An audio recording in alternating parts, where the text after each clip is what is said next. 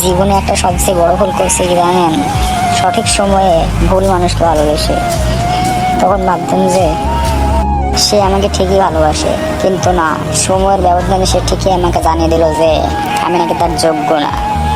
চারপাশে যখন সে তার বান্ধবীদের বয়ফ্রেন্ডে দেখতো, সে তখন বলতো যে তুমি দেখো আর ওদেরকে দেখো, তোমার আর ওদের মধ্যে কতটা তফাৎ, তারা কতটা হ্যান্ডসাম আর তুমি দেখো একটা কালো খাবার মতো।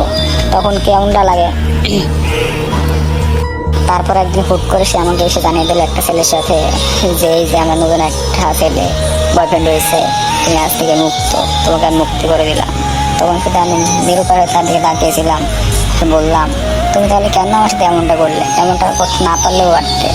কিন্তু সে আমায় বললো তোমার সাথে জাস্ট টাইম পাস করছিলাম, এছাড়া কিছুই না, তুমি এটা দুঃস্বপ্ন ভেবে বাদ দিয়ে দাও। আসলে আপনারাই বলেন, কালো কি আমার ভাগ্য, না কালোটা কি আমি বানিয়েছি? এটা কি আমার কোনো হাত আছে?